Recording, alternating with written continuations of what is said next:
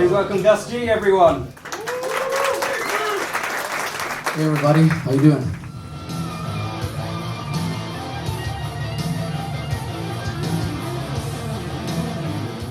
I wanted to ask a question actually about that period when you were gigging with a lot of different bands, or at least you had stints in different bands. How did that shape you as a musician? What did that give you that you could take forward into what you've been doing more recently? You know, when I first started, I was playing with this band in Sweden. It's called Dream Evil. So I got to record my first album in a big studio in Sweden, in Gothenburg, and I was working with this producer and Fredrik Nordstrom. And so, you know, like he taught me how to double track guitars, for example. Like he would tell me like a lot of tricks and tips, or how to record. You know, up to that point, I was just a guy who was doing stuff on my 8-track or 4-track. You know, so I was experimenting in the studio a lot when I was doing my first albums. Then, at some point, I got a call from a band called Arch Enemy, and I got to see how like the world of Arch Enemy was, and they had a management, and they had, you know, like a proper crew, and they would take care of things, and then of course, you know, like going from that to Ozzy Osbourne, and then you would get back to being mortals and go and do our thing. It makes you such a better musician if you stay grounded, if you stay focused on the music and not on all these things left and right, then I think it can really help you. I wondered what rules maybe apply to you as a guitarist in no matter what the venue was. What are the sort of the common things that you find, the common truths that you find in no matter what the venue? Good question. I mean, to me, it's like you have to always give like 110% of your ability. It doesn't matter, man. It's like last night we played a tiny venue in Glasgow. It was one of the best gigs of my life.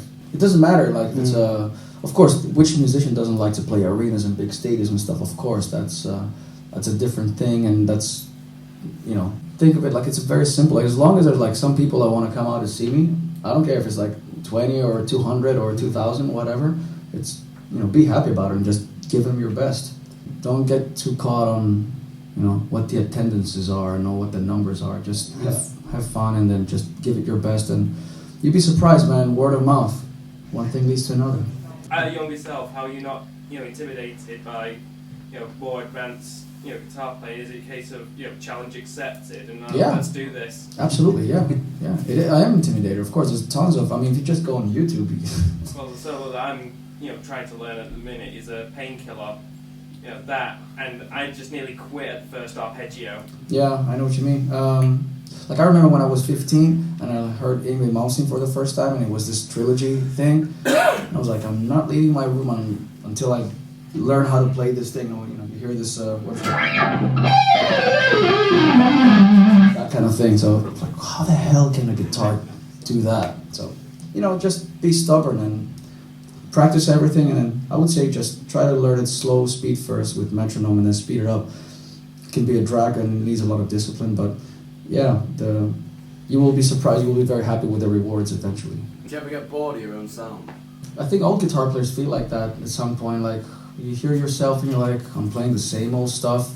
My sound is this, and you have to look at it from the bright side, which is if you have one sound and that's your sound, and if you have your 10 licks that you do over and over again, man, maybe that means that you got something going on.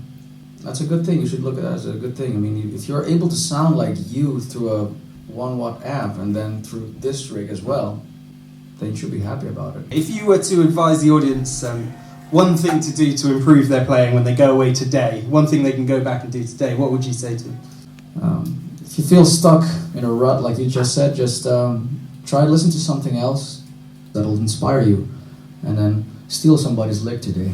Make it your own, you know?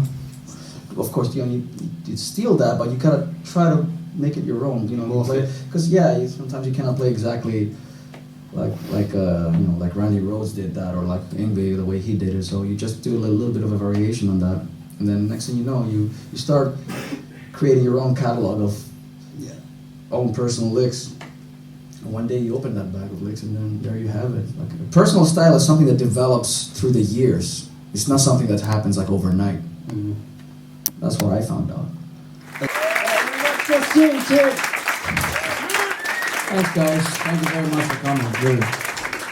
hearing it from a practitioner, in this case a really high caliber musician, offers you an insight into realities that a normal class wouldn't, and also it's something a Google or a book couldn't tell you.